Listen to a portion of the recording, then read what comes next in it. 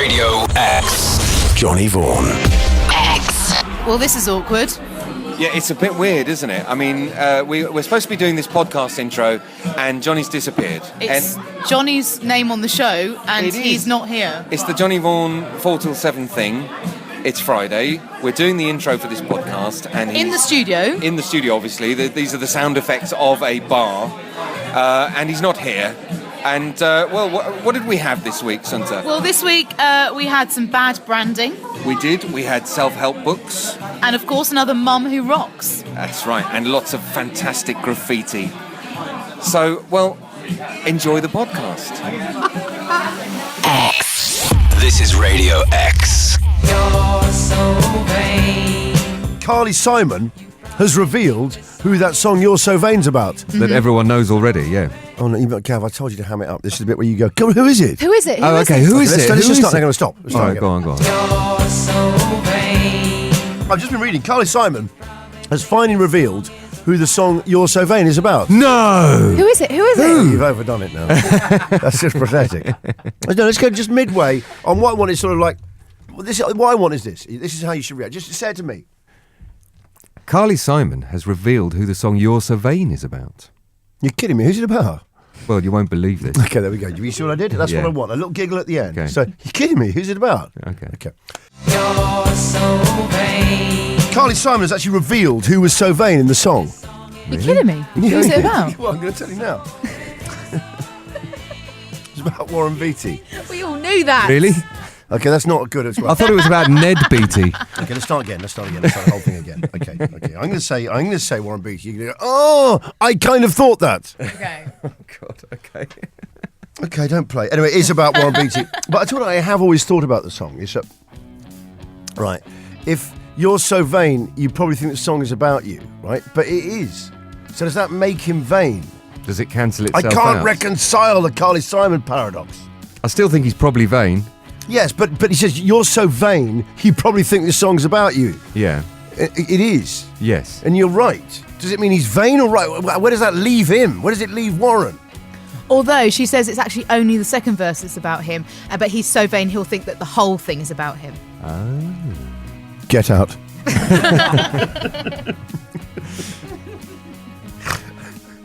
Dr. Sunta Templeton on, I tell you, intimidatingly intelligent for him this afternoon. The Woodman, unchanged.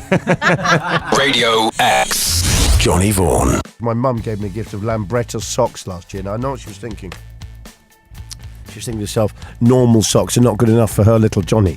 They So must she be thought- mod socks. So no, I'll tell you exactly what happened. Some salesman got to her, Yeah. of wherever course. she was. Yeah. Do you have a son?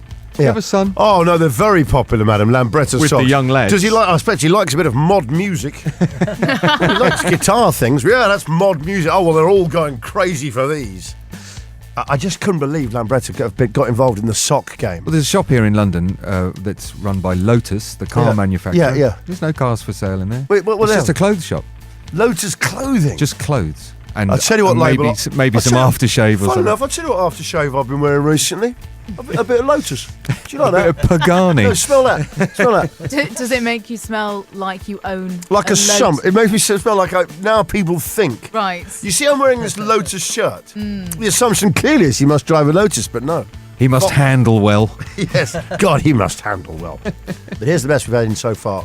And Craig Torrance has really raised the bar here. If we can beat this, I'm going to be amazed. Yeah, this is an odd one. It really is. He claims that he used to have a waistcoat made by Sony.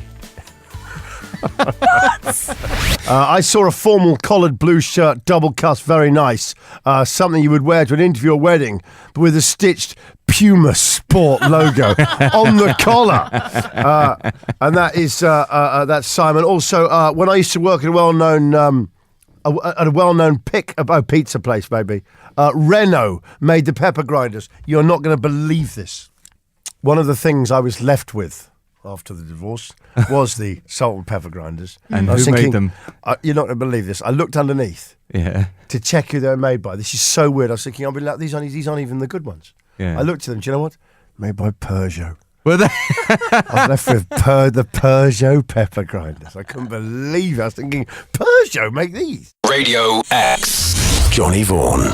Okay, Gav, because you've been such a good lad today and every day, You're going to let me read the I'm going to let you read the top text, but don't blow it, okay? Okay. Katie. This is Katie sent this in. Sorry, I'm not going to step all over it now. Now ruin it for you. Okay, this is I'm not going to cheese salad you, but this is the best text. I'm going to reset it, Gav. We've been sent in for our appallingly badly logoed cross-branded items. Now, they obviously the people that have logoed this next item didn't make it, but it's still They didn't. They didn't make it. Definitely not. But it is appalling. Gavin. Okay, this is from Katie in Holstead in Essex. Thank you for this, Katie. She used to own a neighbour's shell suit. It had wait. It had Ramsey Street written down one arm. Yes. And on the other arm, it had "G'day, mate." Radio X. Radio X. Go on, who's your hero today? Okay, today's hero is a man called John Mitten.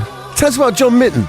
He lived, John Mad Jack Mitten. Sounds like a character in Blackadder. Mad Jack Mitten. Yes, he lived between 1796 and 1834. Right, okay. Not that long a life, actually, looking at that. And it's not, is it? But anyway, he was a wealthy landowner in Shropshire who kept numerous pets, including some 2,000 dogs. He loved hunting. Dogs! 2,000 dogs. 2,000 dogs! His favourites among them were fed on steak and champagne. Oh, man, I'd love to treat Jeff like that. His favourite horse, Baronet, had free range inside Holston Hall. His He country just let home. his horse just go where Free rein, yeah. That's a great thing to have a horse as a domestic pet. Anyway, John Mad Jack Mitten was a hunting fanatic, and he used to hunt in every weather. His usual winter gear was a light jacket, light jacket, thin shoes, linen trousers and silk stockings. Excellent, he must be watching me. But in the thrill of the chase, even in the snow, sometimes he would strip off and continue the hunt on horseback naked. Wow. I knew you'd love that detail. What you're dealing there, Gav, is just a guy who's really kinky. But this is the stuff they talk about. It was said of Mad Jack that not only did he not mind accidents, but he positively liked them. He once drove his carriage at high speed and decided to see if he could jump a carriage over a toll gate. He couldn't. No, wait a second. He was into doing stunts in a horse and car. That's fantastic. A horse and carriage. That's brilliant. He once tried to cure his own hiccup attack by setting his own shirt on fire.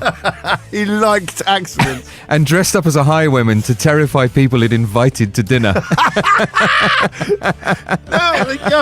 He rode a bear into his dining room in full hunting costume. The bear, which Mitten named Nell, carried him quietly for a long time.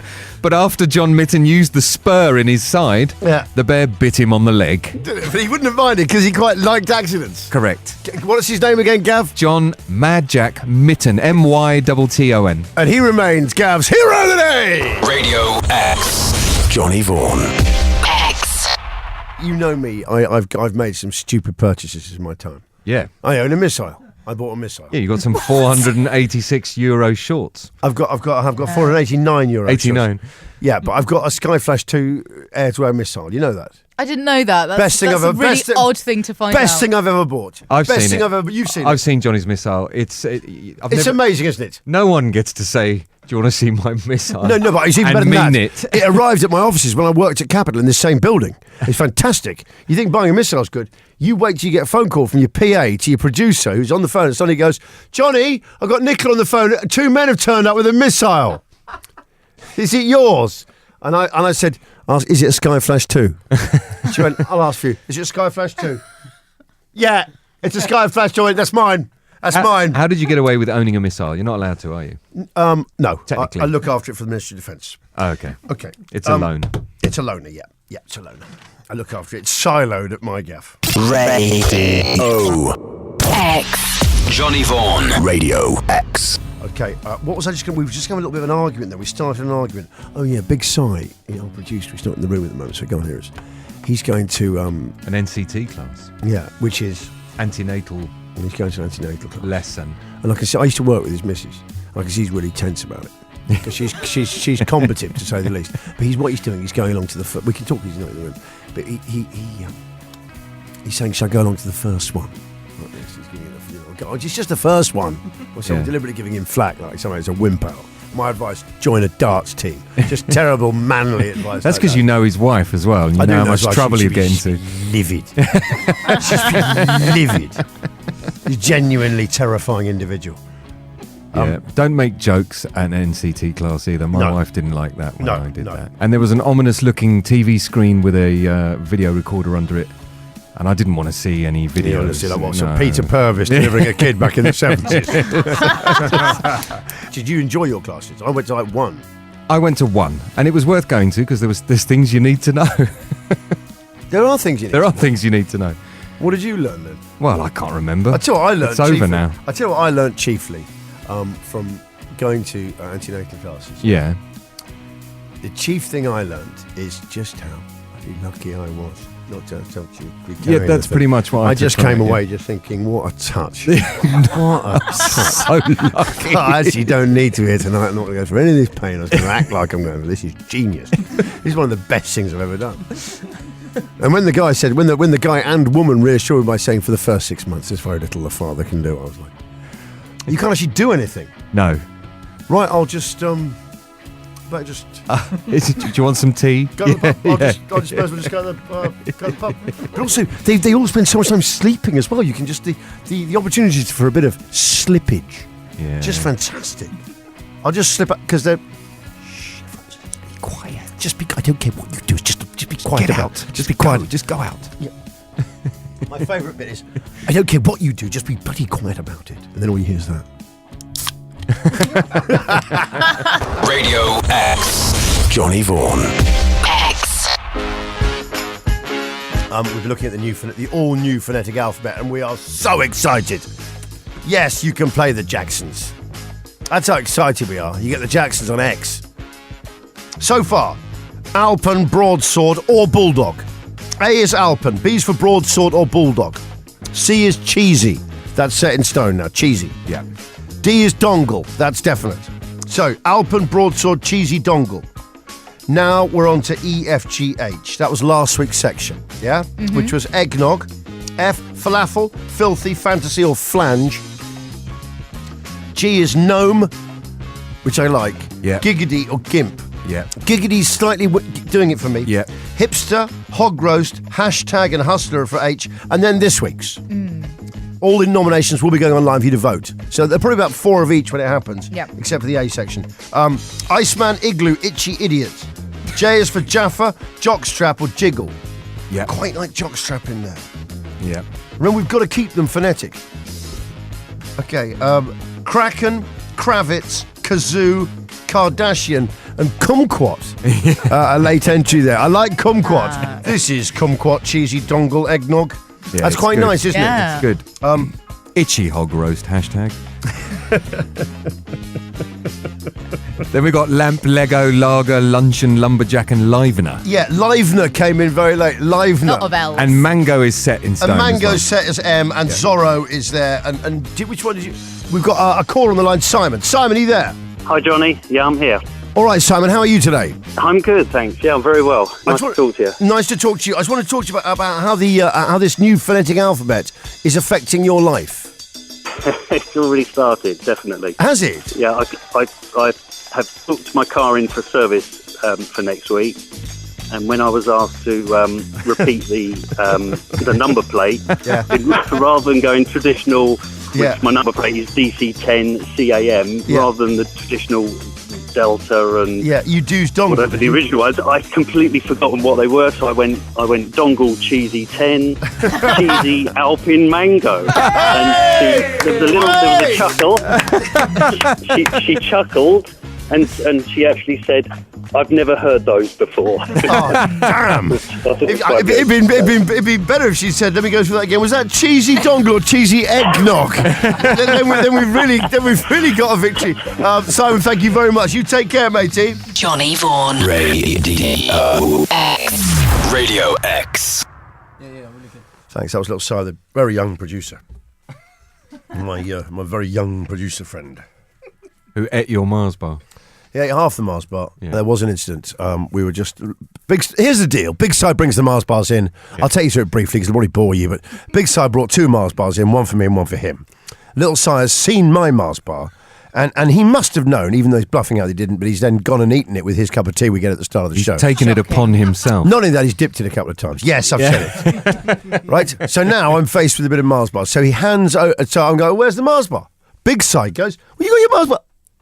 He literally didn't even finish the word bar before he realised, terrified, that Mars bar was not there. Which point little Si giggled and goes,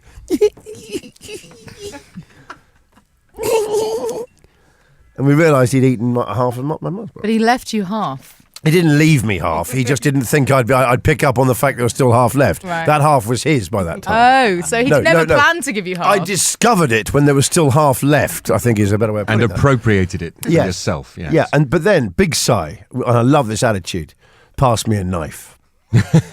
So I could cut off the little Si wet bit. Yeah, the chewy bit.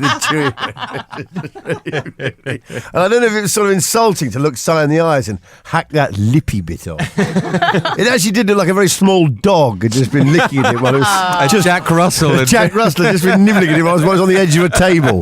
He can just about jump up and reach it with his tongue. X. Radio X. I was just looking at the newspaper today. You know, there was this moment on This Morning where Phillip Schofield's naked bum was seen. Right, I didn't know about that. I didn't know about that. Well, what happened is that they did a thing where it appears that Phillip Schofield suddenly gets his arse out on telly. Okay. Why? What was the And did he context? not? No, a former model did it. Right. It's a big day in any man's life. A bottom double. When he finds himself thinking, I know I'll get some cash. I'm going to fess up to the mirror.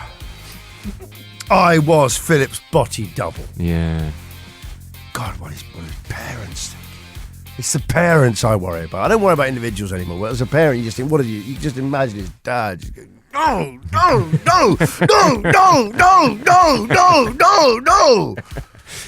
But think of his CV, though. Repeat. For like a day, at least. Well, maybe he's had loads of other brilliant work that wasn't being... A former model. Okay. It opens up. Do you want to talk about other brilliant work? Is he in the same... Because I'm going to hit you with the same words. A former model. Is he in the same age range as Phillip Schofield? No. Was it going to be a likely double? But a much stronger question from the news department than we had from entertainment. Searching question. I've got to tell you, a former model who acts as Johnny Depp's body double, probably has done maybe for like camera angles for reverses. Yeah. He's revealed he stood in for Phillip Schofield's rear. Dominic Van Bunen's 40 yesterday confirmed his backside was chosen from hundreds for the Tech Santa show trailer. It's a trailer that's on. Hundreds auditioned to be Schofield's It body. seems extraordinary, doesn't it? What are you doing today? Just going off an audition? He says at the bottom, are you ready for this? Are you ready? Go on. Okay, you ready for this, son? Yes. I've got to try and keep it together here. Okay. I can add Phillip Schofield's stunt bum to my CV. Incredible. What words to type in when you update CV? Phillip Schofield's bum. That should seal the next job. Now let's see what happens. Now to call my agent. Radio X. Johnny Vaughan. X. We all right? Yes. You good, sons? I must say your hair is unusually perky today. It's I don't know what you've great, done. Are you using a new conditioner there? No, I blow dried it differently. I mean, this is fascinating. Well, the effect is obviously. superb. Thank you. What do you mean? What do you mean you blow dried it differently? We held it the other way around. Different direction. Would you put it on Yes, 3 exactly. instead of 2? In a different Teased it to the direction. right instead. And what do you mean you blow dry? How do you blow dry? Exactly that, in a different direction. Okay, question. What do you know about it? Well, I can see it. It goes in a different direction than it was yesterday. Oh, go team. Go team. I can soak it up. Doesn't matter. Okay. I don't mind. I love a cultural body. You can tell a lot about someone's hair from what it looks like. That is so true. That's so true. Radio X. Johnny Vaughan. I've long been against self-help books, yeah? Yeah. A prejudice that really I arrived at when I was in the Waterstones on King's Road. and there's a guy at the counter, and he was saying, excuse me, I'm looking for books on life coaching, which is another thing I despise. Yeah, it's just amateurs telling people what you want to hear. Yeah. It's like really amateur level of therapy that's just unbelievable. Anyway, so he says, hi there, I'm looking for books on like life coaching. He's like really posh and looked like he had a bit of trouble in life. Yeah. Probably thinking about making the move to South Africa. Start again. The rand's really good at the moment. Anyway, he's gone, apparently I could buy it for a flat. Anyway, he's gone, I was just wondering where your books on life coaching are. And the guy behind the counter said, they're up there in Selfhelp. He's gone, I was looking for him, but I couldn't. I go, no, don't tell him! Don't tell him! And he's looked at me, he's gone, what? I go, are you seriously asking for help to find the self-help books? Is that the situation we're in here? He's gone, well, yeah, I am. And everyone in the queue's looked at me, and I've gone, no, don't! Because this has got to be the first baby steps on his journey. Yeah. It really has. Help yourself. Yes. No, because right up at the top on like 4th floor, they've got astronomy. But I bet no astronomer says, excuse me, where's astronomer? Because they've got to find it. It's part of the test. You can't find the section, you're not going to find the star. And it starts with an A. Yes. Anyway, so this guy, they did tell him where it was, which I tutted at. And everyone was looking at me like I was really mean. I was thinking, well, come on. Do you not get the irony? A guy asking for help for the self-help department. He should help himself. Yeah. Anyway, I read today, self-help books about the secret to happiness do not work and can leave you more stressed out. I wish I'd been able to tell him that at the time. He could have saved his money, bother, yeah. Just don't bother. Don't bother. Researchers at the University of Montreal found that readers were more likely to be anxious or depressed, although they were unable to say whether such books increased stress or if readers were already in sensitive or stressful situations. I think they do. They all state the obvious anyway. And also, why do people only worry about these things when they're at the airport going on holiday? Yeah. Do you know what I mean? Yeah. It's like, I'm going on holiday. I'm about to go on holiday. I know. I'll get a book on stress management. I'll come back a new person. Yeah, you see people on the beach reading things like The Calming Process by Mike and Mandy Goff. Learn to love yourself. Yes. Yeah. Like a couple stroking each other. Pastel shades on the cover. I hate all that shit. Radio X. Johnny Vaughan. Radio X. The risk of the Antarctic ice sheet collapsing and flooding coasts around the world has been exaggerated. That's like been a big worry. It's quite a big thing to worry about. Yeah, but it's quite a big thing to exaggerate about. It really is. It's a big thing to find out we haven't got that problem anymore. Well, and do we know for sure? Well, it's like in your house finding out you've got serious problems Subsidence. with subsidence, and the house literally could collapse at any moment. And someone comes around going, "No, mate, you're exaggerating. You just need a bit of plaster there." That's right. Yeah. Absolutely fine. Thinking, well, the guy said he was going to fall down. Can I ask who says it's been exaggerated? Ben Webster, the environmental editor of the Times, paper of record. Not Jeremy Clarkson. No, previous studies had claimed that melting ice could contribute 1 metre to the rising sea levels by the end of the century, flooding the homes of 150 million people. Wow. Okay, here's the question. You know those houses that you get on flood footage, right? Yeah. Have we discussed this before? No. Well, it strikes me as a lot of the water's getting in through the door there. Yeah. Why don't you have watertight doors? Or higher sills. No, because it doesn't get to the windows. You just see it's going through the door. Oh, I see what you mean. If you live in a flooded area, can't you just get a door? Like on a ship's Like door? a submarine Yes. hatch. And then go in through the top window. That's a great idea. Yeah, or an airlock into your house. An airlock. I like well, a that. water lock. It feels like, I don't know, but I've been looking at a lot of that flood footage. It's going down the streets and I sort of think to myself, I know for a fact brick keeps out of water. And I know that because I've visited castles that have moats. Yes. And I noticed the brick goes below the level. It definitely Yes, it does. And I've observed it, and the brick is definitely stopping the water. Yeah, and it lines bridges over canals. Dams are made of brick. Yes. So there's lots of evidence to support that brick stops water. Right. Yeah. Okay? So we've established that. Okay. Now, let's look at the door. Yeah. That seems to be the weak point. You've got all that brick, and then it shows it running down the high street thinking, what are the government going to do to stop flooding? I think, well, it's not like they can do, really. I mean, they're going to buy the whole village an umbrella. A rubber seal around the bottom of your door. No, proper doors in flood areas. I mean, I'm sure they can stretch to that. I would imagine insurance companies would pay for that. Yes! As part of your insurance, you get a waterproof door. I like it. Because it's always those high streets. Everything's always... Mind you, it does look quite fun sometimes. Oh, well, if you had your rubber door... Or a round hatch would look really fun. A round hatch? Yeah. You come out the roof of your house straight into a dinghy. It's a new way of life, Gav. You'd have to grow a beard. Anyway, I hate solving the world's problems so quickly. But I like to think I just have them. X. Radio X. Gav's on record as loving a bit of furless squirrel. That's right. He loves it. You must know that about Gav. That's like, have you not read his fact file? Any smooth animals. He loves it. He just loves a bit of furless squirrel. Animal lovers are trying to... I'm joking, of course. Animal lovers are trying to catch a bald squirrel before it freezes to death. I feel like this is one of my brothers out there, you know? My beautiful bald brothers. I need your strength, you know? He's worried. Worried residents tipped off Bedfordshire's Wildlife Rescue, which is big. Yeah. Do you know the BWR? What are they, like Baywatch? They're just like the Baywatch of bald squirrels. Right, okay. But they spotted it in Dunstable, which is not an area known for that. No. I've had a mate in Dunstable. He never spoke of the bald squirrels. But the group, they can't find it. It's a Dunstable hairless. It's a Dunstable hairless. But you imagine, the BWR, that's the Bedfordshire Wildlife Rescue, they can't find a bald squirrel. You've got to wonder about the government. Now, when are the government going to take notice and sit up?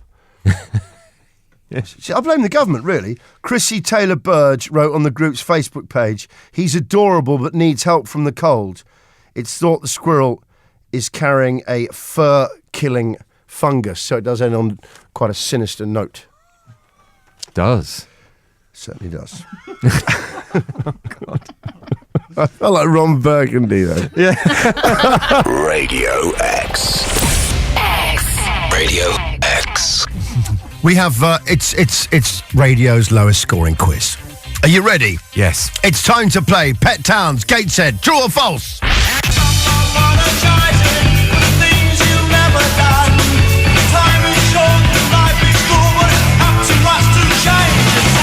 Gateshead. A town called Gateshead. Just there. Right, at the start of every week, we adopt a town. On Monday, we adopted Gateshead. It's now time for radio's lowest scoring quiz. It is the Pet Town quiz. And this week, as I say, our pet town is Gateshead. Gav, what, please, is your buzzer? Is that it? Yeah. It's good, though, because it's not going to be unambiguous. Sometimes which buzzer's in first. I went for short this one. Did short you? and sharp dog Okay, bark. I'm going to be very interested to hear what Sunta's got. That's not yours as well, is it? No. I was going to say that is very confusing. Just you've gone for a slightly different dog. Gav opting for the Labrador. Okay, from now on, that's it. Format change. Each week you have to have a different dog. Both of you. No. Is that what you've done? It's just another option I had. Okay, nice. I was going to say, that's what I want. That's what I wanted the quiz to sound like. And then there's one buzzer wins it, like a dog fight. You've gone for that. Yeah. Okay, next week I'd like to say, this week Sunta, I think, has Dobermans, and Gav has a Yorkshire Terrier. Just so we get to know the barks. Yeah. It'll help postmen know the enemy. Okay. On their segways. Yeah, on their segways. Are there Segway postmen? No, they should be. They should be, though. That'd be magic in the morning, just drifting in and out. Gliding around. So pensioners would just go mad. They think, there's men who can hover. There's a postman hovering. Through the lace curtains. Yeah. He's bloody hovering. Okay, you ready? Go on. Okay, here's the rules. Very simple. You must wait for me to finish before answering true or false. It is 1 point for a correct answer, but you'll lose a point for every incorrect answer. Are you clear, Sunta? Yes, I'm very clear. Are you clear? Yes. Gavin Woods, are you clear? Yes. Let's play Pet Town Quiz. Oh, God, I've always wanted to do something like that. Nice. I mean, it wasn't my vision for a career. Great sound. That's a great sound. That was genius. Can we go into it again? Can we do it again? That was... Go on, please. I really felt like a proper game show, and I really felt professional. I really felt like something. Let's play. Okay, no, but I said it in that mock sincere tone. Yeah. Sunta, are you ready? Sunta, are you clear on the rules? I am. Gav, are you clear on the rules? I am, Johnny. Let's play Pet Towns. Yes, it is indeed time to play Pet Towns. Loads of prizes up for grabs this afternoon. A luxury holiday.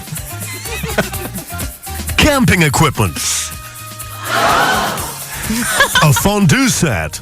A range of cuddly toys.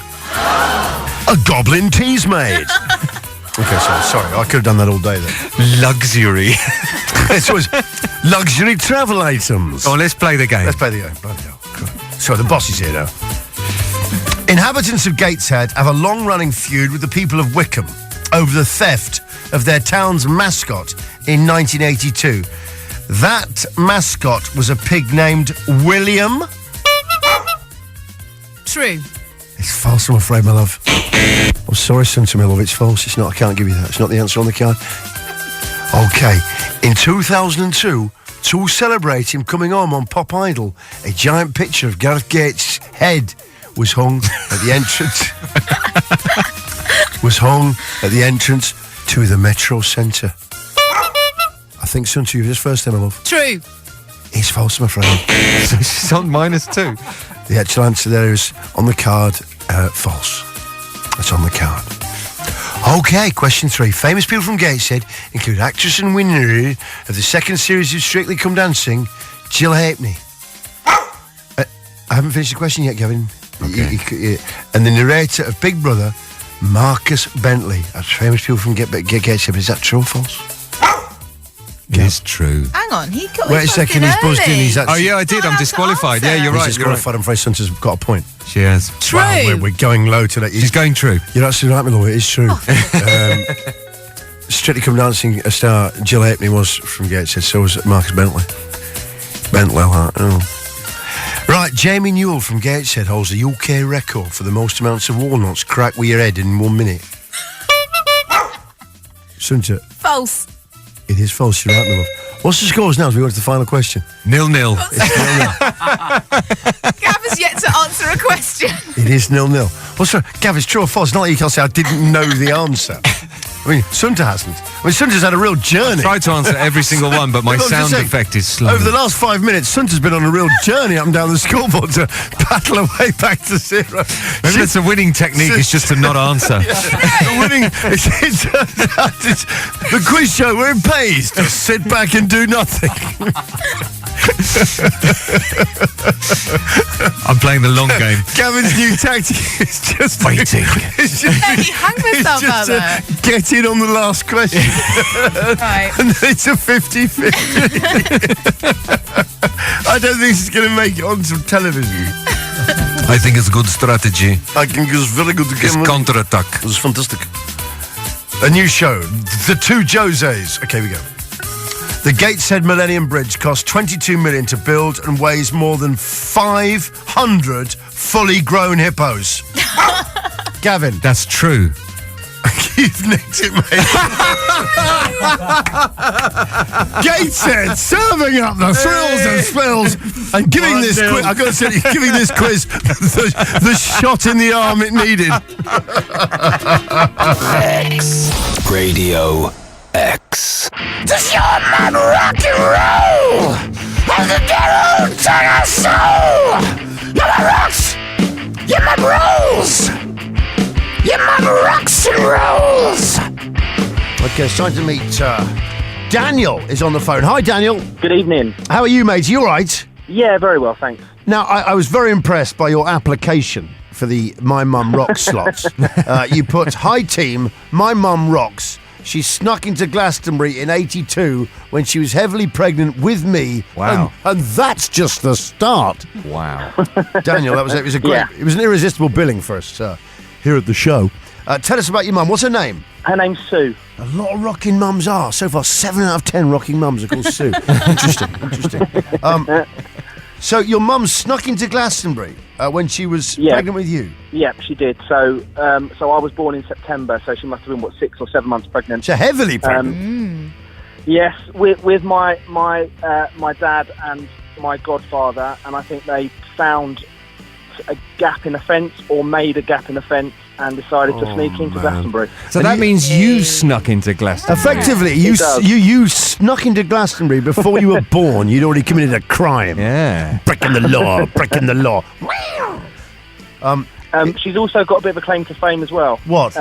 In that she appeared on Monty Python. No. Let's meet your mum. Sue, are you there? Hello, Johnny. How are you? Hi, Sue. How are you? I'm fine, thank you. Sorry, I didn't know you were on the line then. They didn't signal I've been to me. listening. I know. Is your son got you about right? Do you rock? I have to say thank you to Daniel for this, I think. Bless him, he's a great kid. So you would say that because you're like one of those hippie mums who just says, Well, Daniel's yes, just great whatever he does. He is. Oh! Anyway, tell us about when you snuck into Glastonbury then, in 82. Well, he didn't get it quite right. It's true that I was heavily pregnant with him and I was with his dad and his future godfather. But his dad, who was a complete charmer, just managed to talk our way past the guys on the gates. There was no breaking the law involved. He used Jedi mind tricks. Yes. These are the ravers you are looking for. But that year you had Van Morrison, Judy Zook, but you too were on the poster for it. No, I wasn't. No. Hey! Whoa, hey! You see, I thought, but she said. What's the best gig you've seen, would you say? I've seen some great ones. The one that sticks in my mind, I don't know, that's Bob Marley, 1975 at the Lyceum. At the Lyceum, that's the one with the album that came out. Yeah. That's the famous live version of No Woman, No Cry. Yes, when I was there, whenever I hear it, I think of that.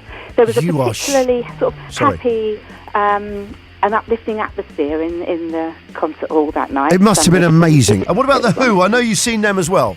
Yeah, I was at the 1976 gig at Charlton. No. The day it rained, and I was really close to the stage, but just gazed up at Roger Daltrey, who was an absolute god in his white suit. And now he's a trout farm. Yeah. Actually, he's not actually. He's sold his trout farms. I talked to him about it. Yeah, I interviewed him about it the other day.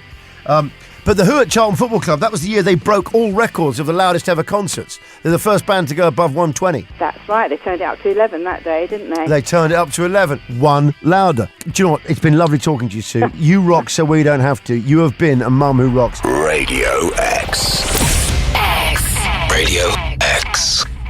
You know, you get those commuter habits. Before you know it, you're just a commuter. Now I've got a routine. Yes, a routine, yeah. I parked the car down there because I've worked out that's because by the time we finished, I don't have to pay for traffic. That's now 6:30. No point leaving it in a car park because I'm now paying when I don't have to. Yep.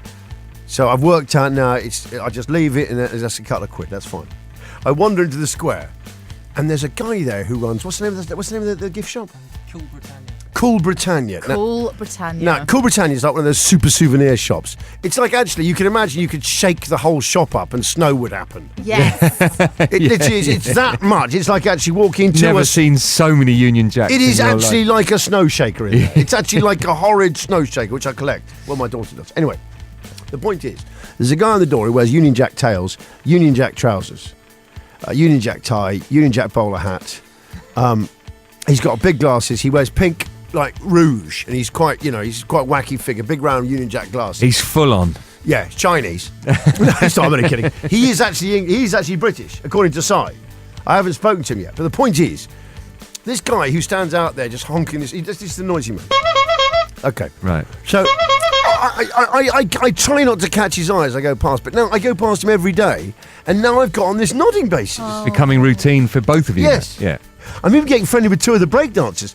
And I've walked through Leicester, there's always breakdancers busking in Leicester Square. Or looking like they're about to break dance, but never really actually getting on with it. Yeah. So I didn't realise, this guy, exactly like they never actually get on with it. They always look like they're getting ready for something. They're just always getting ready. And there's the one guy who does the... Oh, yeah. The human beatbox. Whatever. Which is impressive for 7 seconds. Yeah. Max. I'm walking past, there's a guy in an orange suit. You seen him? He wears an orange, like, Guantanamo Bay prisoner suit. Right. He wears an orange suit and he does like an act about Michael Jackson. Okay. Anyway, I'm now on nodding terms with him because wait. Spend, how does it take you to get into I work? don't know. Because I stop because people want selfies, and so I go past. I've now got the guy nods at me. The weirdo nods at me. He's not a weirdo at all. He wears a lot of rouge, so he's now nodding at me and going. And I get to the other guy who wears a bowler hat with the prisoner suit on, yeah? I walk through the middle of his act because I didn't know the act was on. Yeah. And suddenly it occurs to me, I'm now in the middle, and suddenly everyone's staring at me like the turn. And he's looking at me like, what are you doing? Like giving it attitude. I'm thinking, come on, I thought we were on nodding terms. So I'm now standing in the middle, I'm now part of his act. Not a very good one, just walking. No, it was okay, because his next bar was Thriller. Everyone was looking at me, and I can actually do the Michael Jackson one-leg flick thing. Did you do it? Yes. And I got a really big cheer. And then I walked off and carried on, and do you know what? Felt good.